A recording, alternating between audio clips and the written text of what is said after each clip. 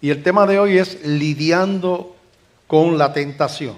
Lidiando con la tentación. Saludamos a los que nos ven por internet y por televisión, ¿verdad? También. Salimos por televisión, no solamente a Puerto Rico, sino por satélite a muchas partes del mundo. Así es que le saludamos a usted que nos ve por los medios de comunicación. Queremos ser bendición para su vida, ¿verdad? Y van a aparecer unos números en pantalla a los cuales usted puede llamar hoy o durante la semana aquí a la iglesia. Si tiene que consultar algo o pide oración, cualquier cosa, hay unos números ahí en pantalla. Lucas capítulo 4 del 1 al 13.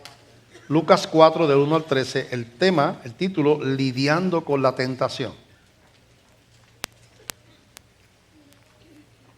La señora tentación con la cual vamos a tener que encontrarnos toda la vida, que fue incluida en la oración modelo por el Señor Jesús. Así es que una de las peticiones de la que Jesús dice que hagamos es que pedirle al Señor que no nos deje entrar en tentación. Jesús le dice a los discípulos allá en el huerto, sabiendo que ellos iban a claudicar, iban a huir, iban a negarlo, le dice, orad para que no entréis en tentación. Así que la tentación está rodeándonos por todas partes, ¿verdad? Lucas capítulo 4 del 1 al 13, vamos a ver cómo también la tentación visitó a Jesús, que dice la Biblia que fue probado en todo, pero sin pecado. Pero fue probado en todo. Lo que usted pasa en dolor, en sufrimiento, lo que sea, no de la misma manera, pero Él también fue probado en todas esas cosas. Deslealtades, traiciones, sufrimiento físico, tentación del diablo, todo lo que usted puede ser. Él vino a vivir una vida de humano, ¿verdad? Porque un humano tenía que ser el que pagara nuestra culpa, nuestro pecado. Pero ese humano tenía que ser sin pecado, así que estábamos sin opción. Porque la Biblia dice que no existe un humano así. Justo no hay ni uno solo, dice la Biblia, todos somos pecadores. Así que teníamos un problema serio, ¿verdad? Bien serio. La demanda era de un humano sin pecado y no había un humano sin pecado. Era un imposible entonces, una redención. Y Dios rompe el imposible haciéndose hombre en la persona de Jesucristo. Y entonces vemos como el diablo, si no tuvo problemas ni se inhibió de tentar a Jesús, ciertamente no lo va a hacer con usted, no va a tener problema en tentarlo a usted ni tentarme a mí tampoco. Lucas 4 del 1 al 13 dice así. Jesús, lleno del Espíritu Santo, volvió del Jordán y fue llevado por el Espíritu al desierto por 40 días. Y era tentado por el diablo. Y no comió nada en aquellos días, pasados los cuales tuvo hambre. Entonces el diablo le dijo, si eres hijo de Dios, di a esta piedra que se convierte en pan. Jesús respondiendo le dijo, escrito está, no solo de pan vivirá el hombre, sino de toda palabra de Dios. Y le llevó el diablo a un alto monte y le mostró en un momento todos los reinos de la tierra. Y le dijo el diablo, a ti te daré toda esta potestad y la gloria de ellos, porque a mí me ha sido entregada y a quien quiero la doy. Si tú postrado me adorares, todos serán tuyos. Respondiendo Jesús dijo, vete de mí, Satanás, porque escrito está, al Señor tu Dios adorarás y a Él solo servirás. Y le llevó a Jerusalén y le puso sobre el pináculo del templo y le dijo, si eres hijo de Dios, échate de aquí abajo, porque escrito está, a sus ángeles mandará acerca de ti que te guarden, y en las manos te sostendrán para que no tropieces con tu pie en piedra. Respondiendo Jesús le dijo, dicho está, no tentarás al Señor tu Dios. Y cuando el diablo hubo acabado toda tentación, se apartó de él por un tiempo, no permanente, por un tiempo. Padre, te damos gracias por esta palabra, Señor, llévanos a través de ella. En tus manos nos ponemos en este día, queremos, Señor, que tú hables al corazón de la iglesia y de los que nos escuchan en todo lugar. Que tu Espíritu Santo tome control, Señor, dirección de esta predicación. Reconocemos, Señor, que solo tú puedes traer convicción al corazón del hombre. Por eso toda gloria, Señor, es para ti. En el nombre de Jesús te damos gracias. Amén. Pueden sentarse. La tentación siempre estará ahí. Siempre. La tentación es la oportunidad de obrar, de actuar en contra de la voluntad, de los mandamientos, de la intención de Dios. De violar la intención, el corazón, la voluntad de Dios. Siempre va a estar ahí. Por eso es que ignorar esa realidad es ser necio, dice la Biblia, es ser la palabra que usa en inglés, naive, uno ser como tonto, uno ignorar las cosas, ¿verdad? Y sin embargo, la realidad es que constantemente estamos en ese problema de obrar fuera de la voluntad de Dios. No solamente en cuestiones de pecado, sino en la toma de decisiones. Porque hay tentaciones que tienen que ver con violar un mandamiento. No robar, no matar, no fornicar, etc.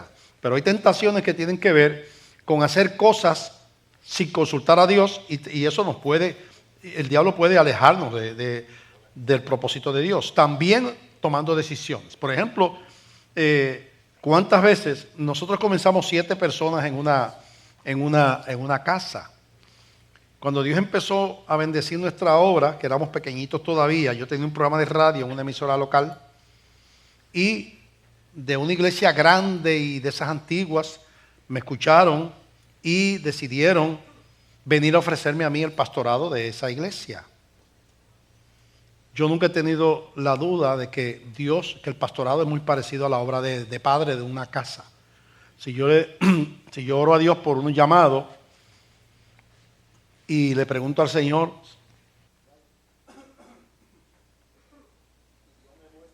yo le oro a Dios por un llamado, ¿verdad? Dios me llama y Dios me muestra un lugar para ejercer mi llamado de pastor. Yo no estoy en proceso de escalar posiciones.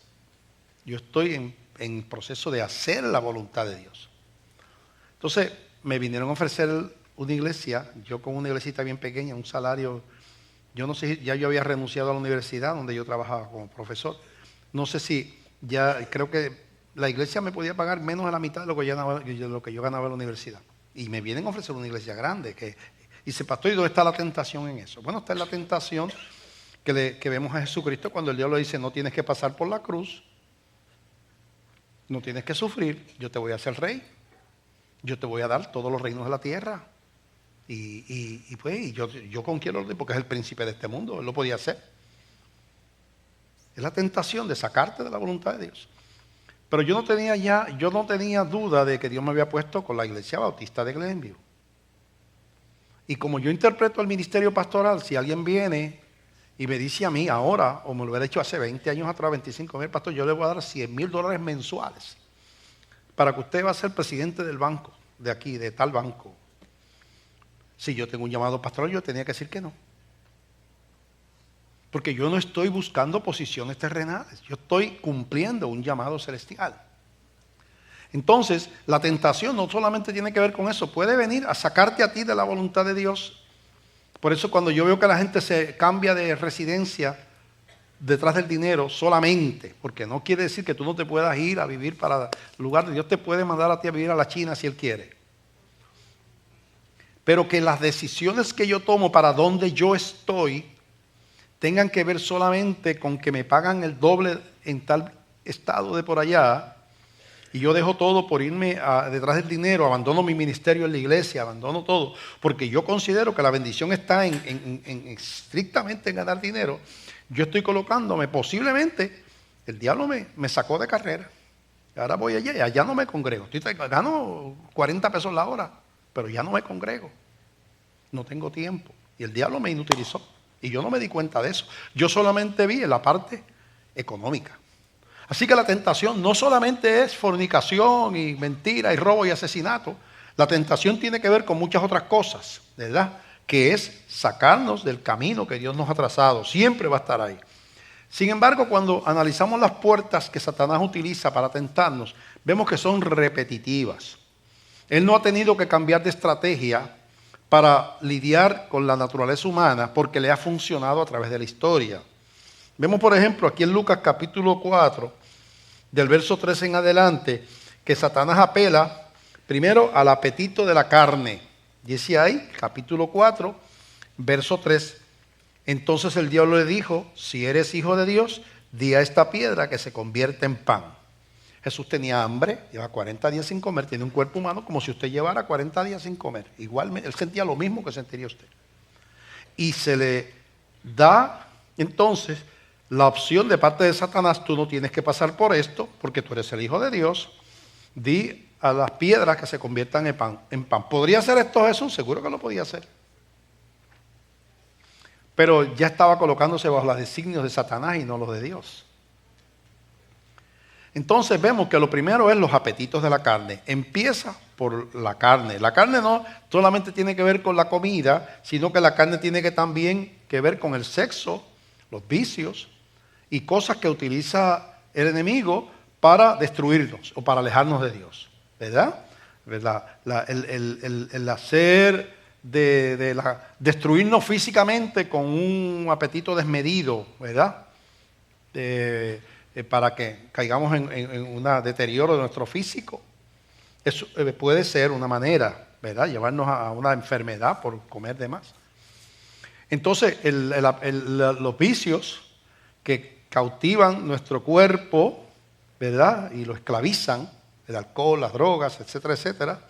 O el sexo, que también es la parte de lo que llamamos la carne, que entonces podemos, que es hermoso, según fue diseñado por Dios dentro del matrimonio, pero como que todo lo que tiene un diseño divino tiene un diseño paralelo de Satanás. Hay religiones verdaderas, pues él hace religiones falsas.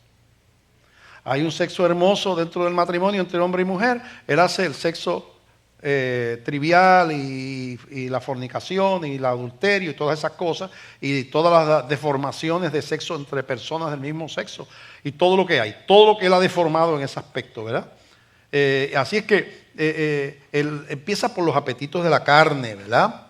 Del verso 5 al 7, Satanás apela a los deseos de los ojos, o sea, la codicia, el ansia de poder y la grandeza. Del 4, 5 al 7 dice, y le llevó el diablo a un alto monte y le mostró en un momento todos los reinos de la tierra y le dijo al diablo, a ti te daré toda esta potestad y la gloria de ellos, porque a mí me ha sido entregada y a quien quiero la doy. Si tú postrado me adorares, todos serán tuyos. Entonces, aquí es los deseos de los ojos, el deseo de grandeza. Te apela a la codicia, a la ansia de poder y de grandeza, ¿verdad?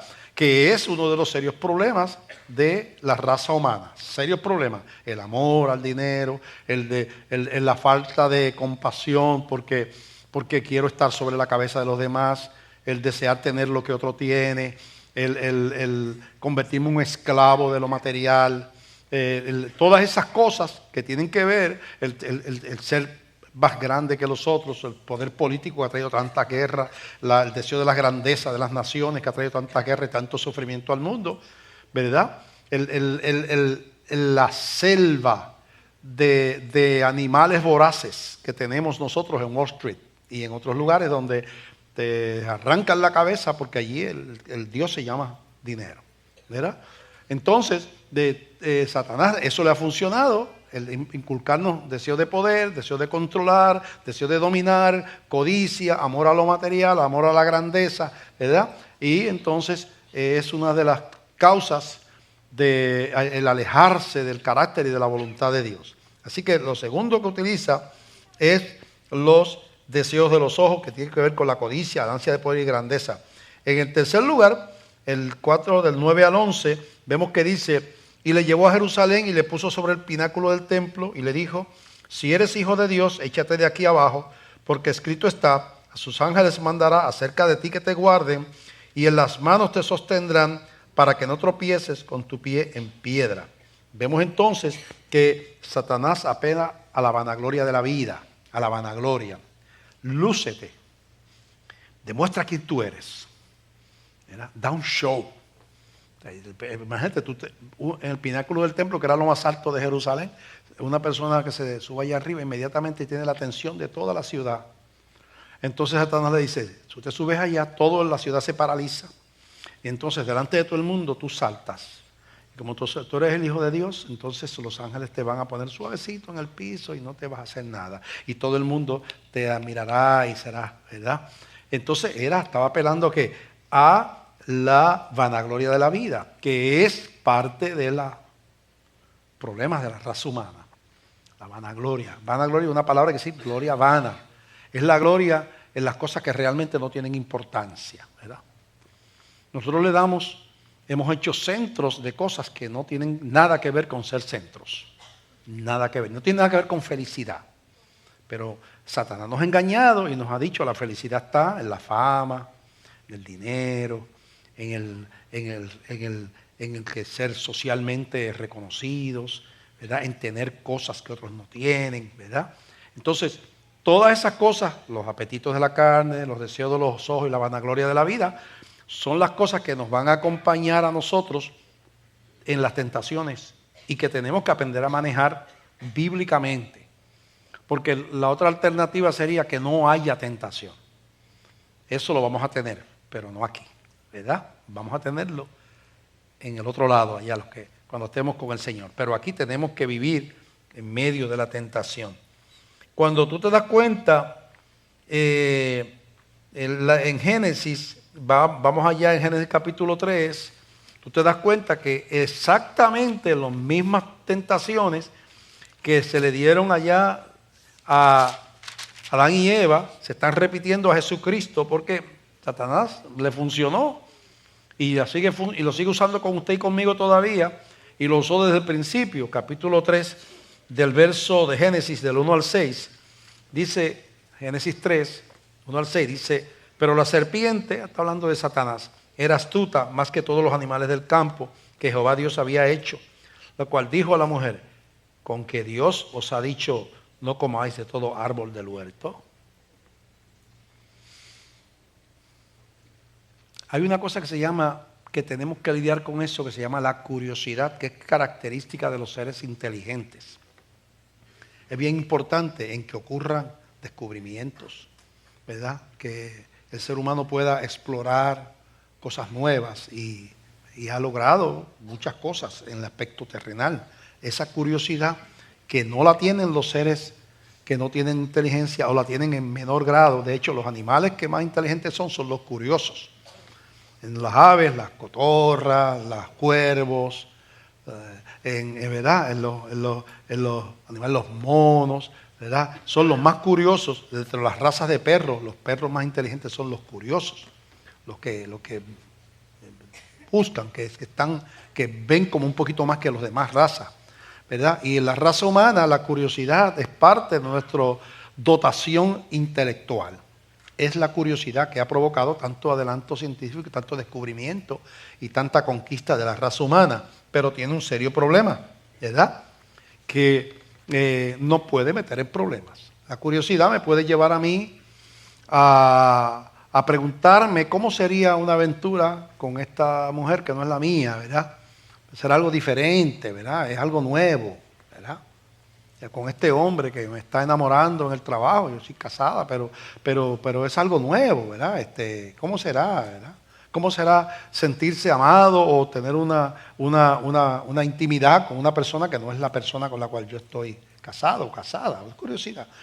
¿Cómo será? Oye, eso que usan los demás amigos míos que fuman marihuana, caramba, ¿cómo será eso de la marihuana? ¿Verdad? Vamos a probar a ver, porque ¿verdad? Yo quiero saber cómo es que, ¿verdad? Entonces, la curiosidad es algo que nos lleva a problemas cuando nos quita inhibiciones y nos lanza a explorar cosas que no debemos de explorar. Puertas que tenemos que tener cerradas, la curiosidad las abre. Y aquí Satanás está picando una curiosidad. Oye, ¿tú te has fijado en aquel árbol? Sí, Dios dijo que no, yo lo he visto, sí. Cada vez que paso lo miro, porque ¿qué pasa? Que los que nos dicen que no lo hagamos, como que no. ¿verdad? Y tú te has dado, ¿y por qué Dios les dijo a ustedes que no coman de eso? O sea, Dios no es tan bueno como ustedes dicen, porque si fuera bueno, ¿verdad? Entonces, vamos a ver la conversación. Con que Dios os ha dicho, no comáis de todo árbol del huerto. Y la mujer respondió a la serpiente, del fruto de los árboles del huerto podemos comer. Pero del fruto del árbol que está en medio del huerto, dijo Dios, no comeréis de él, ni le tocaréis para que no muráis. Eso de lo tocaréis se lo añadió ella. Parece que le molestaba, que Dios no había dicho que no lo tocaran. Dijo que no lo comieran, pero parece que ya le molestaba no poder, ¿verdad? Bueno, entonces 4. Entonces la serpiente le dijo a la mujer, no moriréis. Ahí viene la mentira. No moriréis, no te va a pasar nada. Arriésgate, nadie lo va a saber. No moriréis, sino que sabe Dios que el día que comáis de él, serán abiertos vuestros ojos y seréis como Dios, sabiendo el bien y el mal. Y vio la mujer que el árbol era bueno para comer. Mira los apetitos de la carne. Y que era agradable a los ojos. A los ojos. ¿Se acuerdan lo de Jesucristo? Y codiciable para alcanzar sabiduría, grandeza. Que la oferta de Dios era ser como Dios. Tú puedes ser como Dios. Le dijo, era el pecado que le había cometido. Él quiso ser como Dios, Satanás, y por eso lo expulsaron del cielo. Y el mismo pecado lo está sembrando en la raza humana. ¿Por qué quedarte donde tú estás? Tú te puedes mover de posición. Dios no quiere que tú alcances otro nivel, ¿verdad? Tienes que salirte de lo que Él te dijo para que logres alcanzar lo que... ¿verdad? Y entonces ahí vienen las tres mismas tentaciones, apetito de la carne, deseo de los ojos y la vanagloria de la vida, ser como Dios, están presentes en la tentación en el huerto. Pero vemos entonces que cuando usted mira Primera de Juan, ¿verdad? En Primera de Juan, capítulo allá, vamos a buscarlo. No lo tengo aquí apuntado el verso, pero vamos a ver si lo encontramos.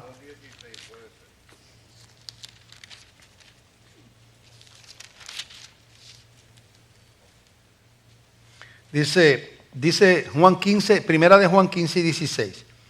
No améis al mundo ni las cosas, Primera de Juan 2:15. No améis al mundo ni las cosas que están en el mundo. Si alguno ama al mundo, el amor del Padre no está en él. Porque todo lo que hay en el mundo, vea lo que dice Juan aquí, los deseos de la carne, los deseos de los ojos y la vanagloria de la vida, no proviene del Padre, sino del mundo. Y el mundo pasa y sus deseos, pero el que hace la voluntad de Dios permanece para siempre.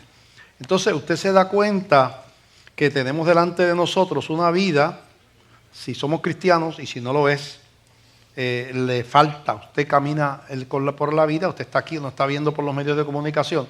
Una persona puede ser dueño de Microsoft como Bill Gates, y si no tiene una relación con Cristo es un fracasado. Yo estoy diciendo aquí que si Bill Gates no conoce al Señor, es un fracasado. Estoy diciendo que el artista más famoso que usted conozca, si no tiene una relación con el Señor, es un fracasado. Estoy diciendo que si el presidente de Estados Unidos no conoce al Señor, me parece que no, por las leyes que aprueba, es un fracasado. O sea, lo que estamos diciendo entonces es que la máxima posición que puede aspirar un ser humano, lo máximo que puede lograr un ser humano en la tierra, no es un premio Nobel, no es ser presidente de una nación, no es ser el hombre más rico del mundo. Lo máximo que puede lograr el ser humano es salvar su alma. Porque la vida que es corta, después de esa vida usted tiene un camino que lo conduce a la vida eterna, si ha nacido una vida nueva con Cristo, o un camino que conduce hacia el infierno, si usted no ha tenido esa experiencia de salvación que se llama el nuevo nacimiento espiritual. Entonces, la sabiduría entonces está en determinar qué camino yo tomo y a quién yo obedezco y cuáles son mis decisiones. Las decisiones entonces son importantes, ¿verdad? Y aquí en Primera de Juan nos repite las mismas tres tentaciones. En otras palabras, vamos a ser tentados por los ojos, por la vanagloria y por el cuerpo. Toda la vida. Toda la vida vamos a tener delante de nosotros opciones, ¿verdad? Cuando uno se dedica a pastor, un pastor, que frecuentemente pasa, tiene quizás más oportunidad de pecar que el resto de la congregación. ¿Por qué? Porque es líder. Vienen montones de mujeres a consultarle. Si el pastor no es un hombre de principios, entonces tiene un montón de puertas que puede utilizar para entrar en algún tipo de relación no correcta con alguna mujer. Dirige una congregación donde hay unos ingresos y hay un dinero que él puede manipular, aunque no sea directamente robando, pero lo puede manipular para explotar económicamente a la iglesia y lucrarse de la congregación utilizando su liderato y el amor que la gente la tiene. Así que esas puertas están ahí. Puede buscar grandeza y hacer cosas o aparentar cosas para que la gente lo vea como un Dios. Y en vez de dirigir a la gente a Cristo, lo dirige a su propia persona de una forma idolátrica, ¿verdad? Hacia la persona del que dirige, lo cual es pecaminoso también. O sea que ustedes nada más no. Mientras más responsabilidad uno tiene, mientras Dios le da un ministerio a uno con más impacto, entonces más grandes son las tentaciones y más daño uno hace cuando uno cede a la tentación. Por eso esas advertencias allá en las epístolas de Timoteo a las personas que desean pastorado y a la iglesia que tenga cuidado cuando escoge una persona para dirigirla, que sepa evaluar, no solamente, es que la gente se fija, mira, yo estaba mirando, no voy a decir dónde ni voy a decir quién, pero yo miraba a un pastor cuyo testimonio deja mucho que desear, que estando en el ministerio entra en una relación adúltera, conozco varios de esos casos, una mujer de la iglesia, destruye su familia, destruye su matrimonio y la congregación no hace nada. Lo dejan ahí y lo siguen admirando y adorando. Porque no lo están evaluando bíblicamente, lo están evaluando con su corazón. Y las cosas se filtran por la palabra, ¿verdad? Porque el corazón le puede decir a uno una cosa, engañoso es el corazón del hombre, dice la Biblia, ¿verdad? Entonces, vemos entonces que esas tentaciones van a estar ahí y el pecado obra sutilmente. Por eso utiliza la serpiente como representativa de Satanás. La utiliza la serpiente por la característica de la serpiente, de ver la presa. La serpiente no tiene buena vista, pero tiene un sistema de infrarrojo que capta los animales, los capta por la temperatura del cuerpo, le hace ver un punto, ¿verdad? Como las cámaras infrarrojas, un punto rojo aún en la oscuridad. En la oscuridad usted no ve, pero una serpiente ve porque no está viendo de la misma manera que usted ve, está viendo el calor. Entonces se arrastra suavemente, ¿verdad? Y se queda quieta y el animal viene acercándose y ella se queda quieta. Cuando está a distancia de su destro. Ahí está.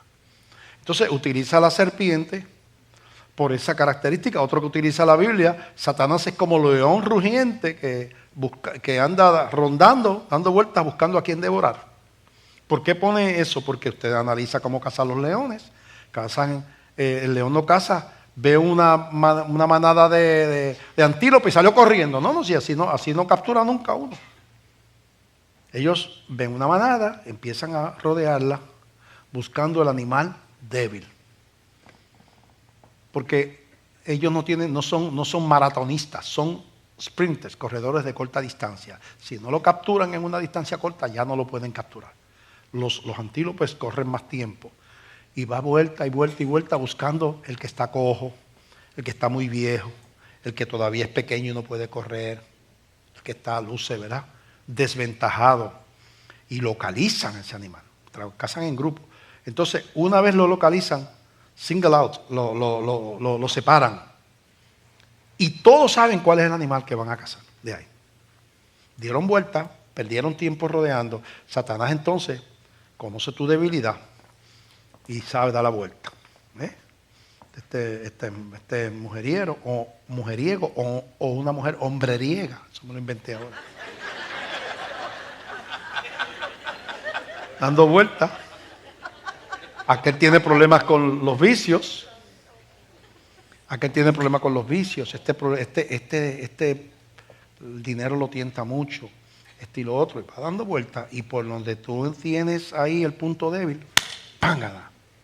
Por eso en las ciudades fortificadas, los soldados más diestros y más abundante la tropa era en las puertas de madera. Y ahí estaban la mayor parte de los flecheros, porque las tropas invasoras no trataban de entrar por las paredes de piedra, trataban de entrar por las puertas de madera, con troncos y con arrietes y cosas. Entonces ahí era que estaban los flecheros, tratando de que nadie pudiera derribar la puerta. La puerta más débil tenía la defensa más fuerte.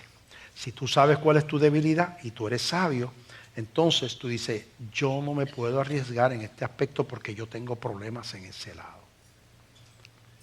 Y te blindas ahí, y huyes, y te proteges. Entonces, tenemos que aprender a lidiar con esa naturaleza que hay una cosa que se llama la concupiscencia, ¿verdad? Que vamos a analizar ahora. Vamos a ver cómo es que obra el pecado, ahí en Santiago capítulo 1. Santiago capítulo 1,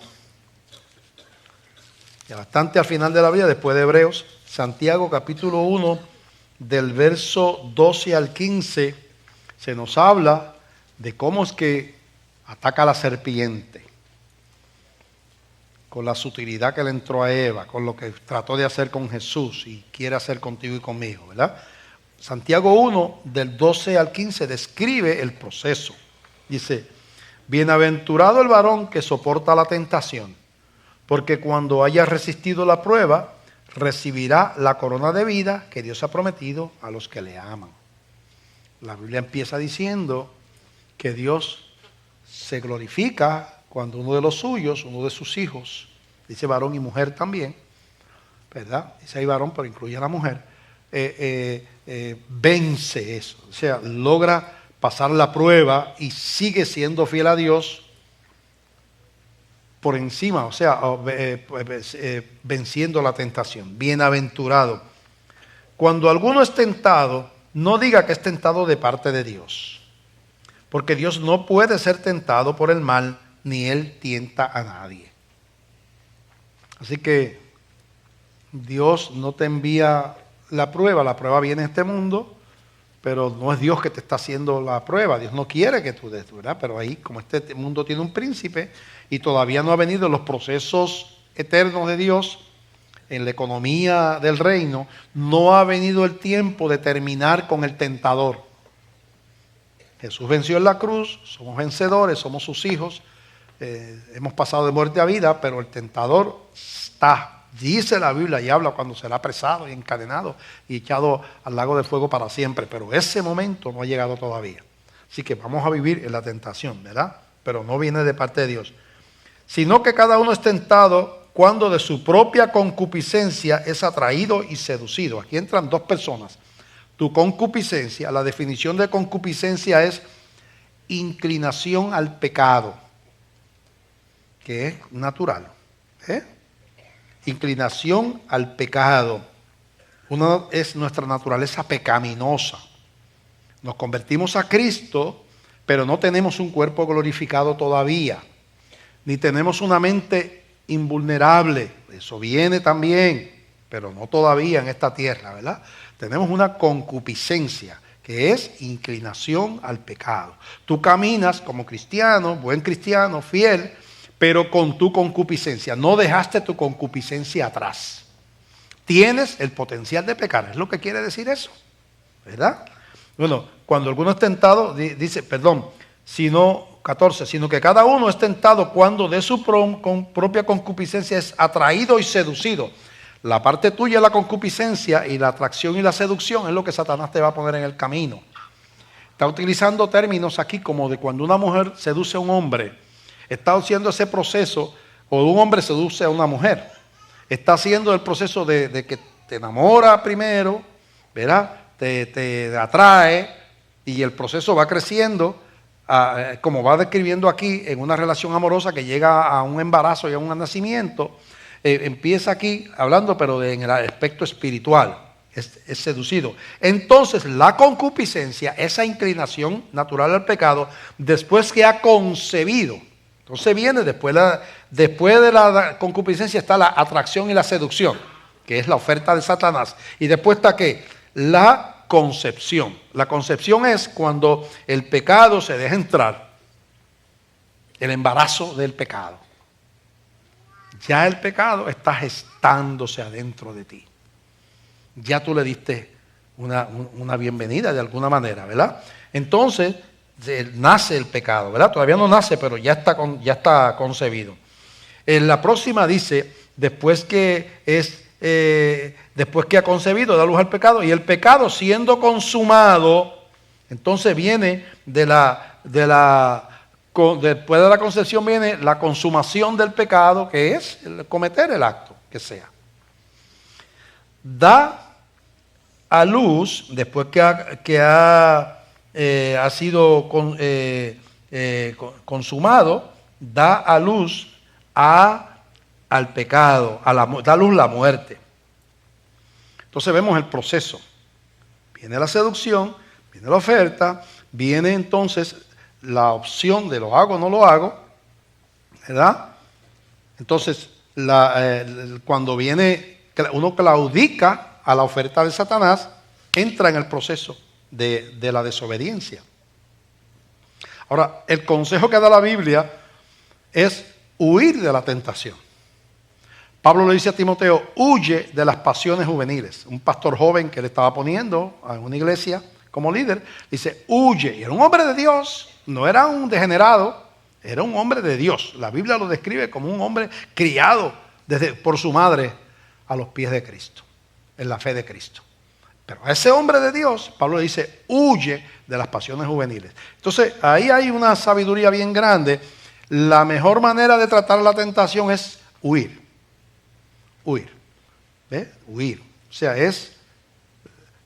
como yo sé que yo tengo una concupiscencia, el cristiano sabio dice, como yo sé que yo tengo una concupiscencia, como yo tengo una inclinación al pecado, si yo camino con esta persona voy a tener problemas. Si sigo hablando con esta mujer voy a tener problemas. Si sigo permitiendo que este hombre me enamore y me coquetee en el trabajo voy a tener problemas porque él no es mi marido. Si sigo comunicándome por internet y chateando con esta persona que no es mi esposa, que no es mi esposo, me voy a meter en problemas. Yo conozco ya muchos casos de divorcio cibernético de personas que han llegado a una relación adúltera a través de la internet y han abandonado a su esposo, a su familia, a su esposa, porque se conocieron con una persona en internet que no tenía. Eso es adulterio. Hablar con una persona desconocida, una mujer, es un adulterio. Un hombre casado hablando con una mujer que no es su esposa es adulterio. Usted está adulterando. Dice la Biblia, no lo digo yo, dice la Biblia. Entonces, el cristiano sabio identifica todas esas opciones de pecado y entonces, como quiere agradar a Dios, entonces empieza a funcionar en la protección, protegiendo el tesoro, ¿verdad? Que el tesoro está en vaso de barro concupiscencia. Tesoro, el Espíritu Santo que está en usted. Pero el tesoro, aun siendo cristiano, está como en un vaso de barro. Entonces, esa realidad, la persona sabia establece entonces unas defensas. La Biblia nos provee unas defensas, unos mecanismos para trabajar con nuestra debilidad. Y la primera defensa es una relación personal con Dios, la presencia del Espíritu Santo en nuestra vida. Es importante eso porque si usted no tiene esa relación con Dios, entonces usted está luchando solo sin la ayuda del Espíritu Santo. Y entonces es más vulnerable, ¿verdad? Por eso es que si usted nos ve por los medios, está en la iglesia y no ha entregado su vida al Señor, usted, para preservación de su vida, de evitarse muchas desgracias y pruebas en la vida, proteger su matrimonio, proteger su hogar, es importante que usted entre en una relación personal con Cristo. Usted reconozca la realidad de que es pecador y invita a Jesús a venir a su corazón. Eso es importante. En Juan capítulo 14, del verso 21 al 26, dice, y leemos, hablando de esa persona y lo que tiene que ver el amor a Dios con la obediencia y con el Espíritu Santo. Juan 14, del 21 al 26. El que tiene mis mandamientos y los guarda, ese es el que me ama. Y el que me ama será amado por mi Padre, y yo le amaré y me manifestaré a él. Le dijo Judas, no el Iscariote, sino el otro Judas: Señor, ¿cómo es que te manifestarás a nosotros y no al mundo? Respondió Jesús y le dijo: el que me ama, mi palabra guardará, y mi Padre le amará, y vendremos a él y haremos morada con él.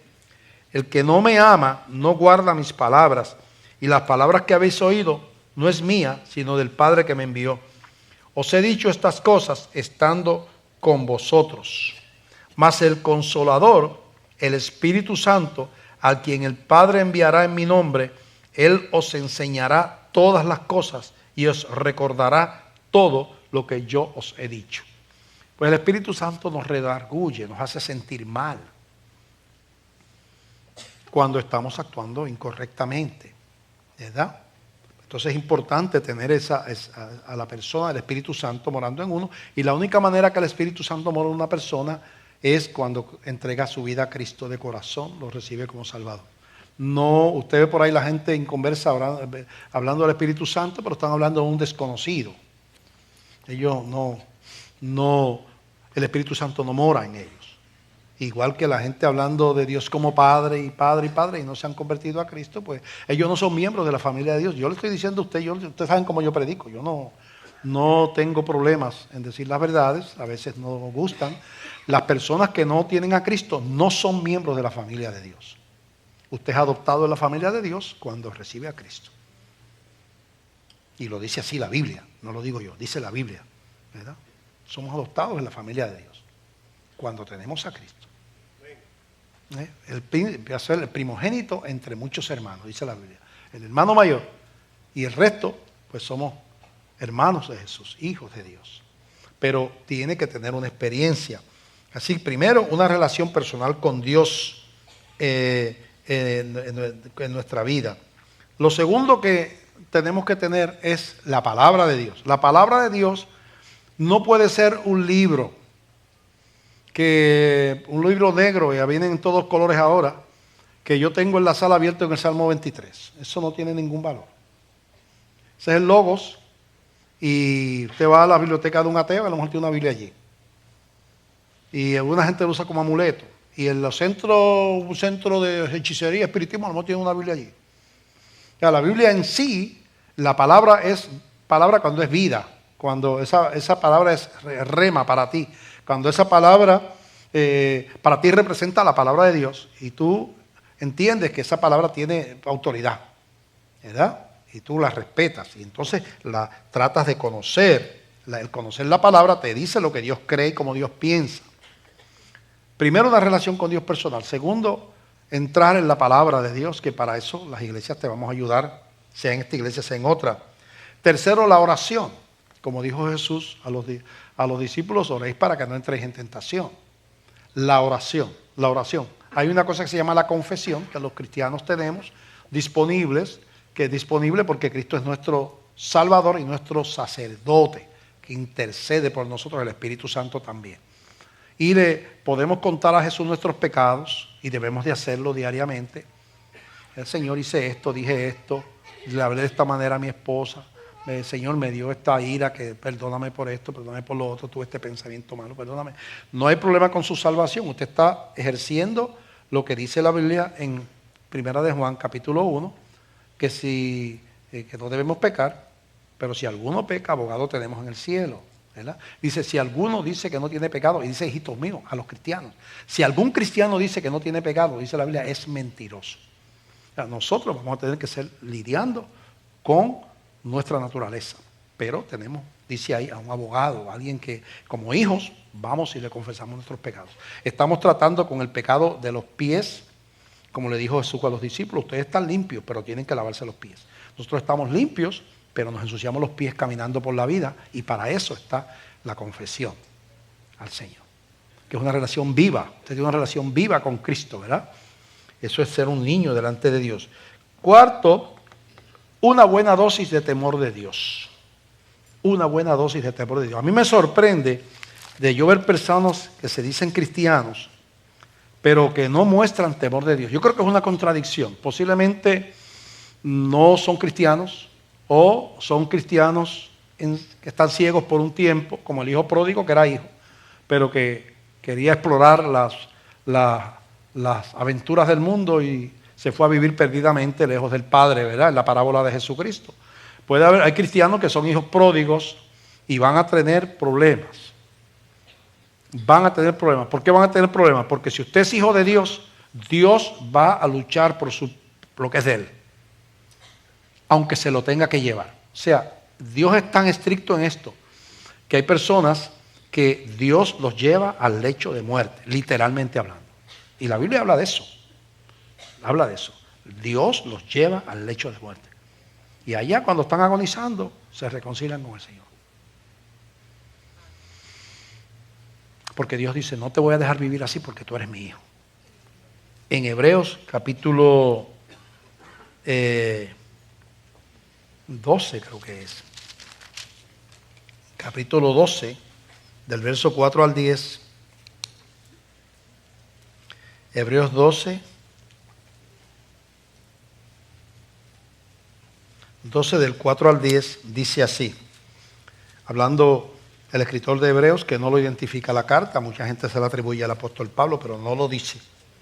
Hebreos 12:4 dice, porque aún no habéis resistido hasta la sangre combatiendo contra el pecado, y habéis ya olvidado la exhortación que como a hijos se os dirige diciendo, hijo mío, no menosprecies la disciplina del Señor, ni desmayes cuando eres reprendido por Él. Porque el Señor al que ama, disciplina y azota a todo el que recibe por hijo. Si soportáis la disciplina, Dios os trata como a hijos. Porque ¿qué hijo es aquel a quien el Padre no disciplina? Pero si se os deja sin disciplina, de la cual todos han sido participantes, entonces sois bastardos y no hijos. Si Dios dejara a un cristiano pecar sin consecuencias, entonces nos estaría tratando como bastardos. Bastardo es un hijo que no es hijo. Un hijo que es de otro, ¿verdad? Un hijo es un hijo de otro. Y entonces dice, si Dios no interviniera con los cristianos rebeldes, que son cristianos de verdad, entonces estaría demostrando que no, Dios no está perdiendo nada porque no es de Él lo que, ¿verdad? Si eres de Dios, el pecado, el vivir en el pecado, te va a traer problemas. Practicar el pecado. Hay una diferencia en ser pecador y otro es practicar el pecado. El mismo Juan que te dice que si pecamos tenemos un abogado, que Él es fiel y justo, ¿verdad? Para perdonarnos. Es el mismo que te dice, el que practica el pecado no es de Dios. Una cosa es pecar y otra cosa es vivir la vida deleitándose en el pecado siendo cristiano. Entonces ahí hay un problema serio que no, ¿verdad? Bueno, dice, seguimos leyendo. Por otra parte, tuvimos a nuestros padres terrenales que nos disciplinaban y los venerábamos. ¿Por qué no obedeceremos mucho mejor al Padre de los Espíritus y viviremos? Y aquellos, los padres terrenales, ciertamente por pocos días nos disciplinaban como a ellos les parecía, muchas veces injustamente, ¿verdad? Pero, para lo que nos es provechoso, para que participemos de su santidad. Es verdad que ninguna disciplina al presente parece ser causa de gozo, sino de tristeza, pero después da fruto apacible de justicia a los que en ella han sido ejercitados. Por lo cual levantar las manos caídas y las rodillas paralizadas y hacer sendas derechas, etc. Entonces vemos que el consejo último es una buena dosis de temor de Dios. Que el temor de Dios es una virtud. Una virtud. No es miedo, es temor de Dios. Temor que yo tengo que tener una revelación de su santidad, tengo que tener una revelación de su grandeza y su poder, su soberanía, de su autoridad sobre mi vida como mi Señor, ¿verdad? El poder y la santidad de su palabra y sus designios que nadie puede cambiar. Tengo que tener una revelación de lo que yo soy realmente, lo que yo era sin Cristo y lo que yo soy como cristiano. Un cristiano no es una persona reformada, como predica mucha gente por ahí, que porque yo soy cristiano, pues yo no bebía antes y ya no bebo. Y yo antes usaba droga y ya no lo uso. Un cristiano no es una persona. Esas cosas los cristianos las abandonan. Un cristiano es, dice la Biblia, una creación nueva, una nueva creación. Usted no existía. Usted no existía en las listas del cielo. Usted existía en las listas del infierno, pero las del cielo usted no existía. Su espíritu estaba muerto, muerto. Así es todo el mundo tiene el espíritu muerto. El espíritu muerto. Quiere decir que ese espíritu no tiene aceptación ni comunión con Dios, ni lugar. Cuando usted se convierte a Cristo, es un milagro creativo. Así como Dios dijo, sea la luz, y fue la luz, y sean las estrellas, y sea esto, y fue creando las cosas. Dios dice, sea la vida, cuando tú le entregas la vida a Cristo, y ese espíritu recibe la vida de Dios. Usted tiene un nombre nuevo, y como dice allá en Juan capítulo 14, Jesús, en la casa de mi Padre muchas moradas hay. Si así no fuera, yo se lo hubiera dicho. Voy pues a preparar lugar para ustedes, y cuando me vaya y les prepare el lugar, vendré otra vez y los tomaré a mí mismo, para que donde yo estoy, ustedes también estén conmigo. Ser cristiano es lo más hermoso del mundo. Pero tenemos que peregrinar por esta vida honrando a Dios. No puedo dejar el honrar a Dios para cuando yo esté en la gloria. Allá le vamos a honrar 24 horas al día, ¿verdad? Y vamos a estar gozándonos en su presencia y alabando en infinita paz y gozo y alegría. Y esa es promesa de la palabra de Dios. Pero la Biblia demanda, aquí en la tierra, honra a Dios también.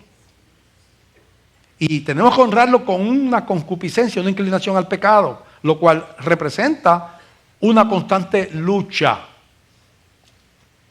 Una constante lucha para todos ustedes y para mí, para todos los seres humanos, para todos los cristianos. Una constante lucha de un mundo, de un Satanás que hace ofertas, que tiene tentación disponible de la carne, de los ojos y de la vanagloria de la vida.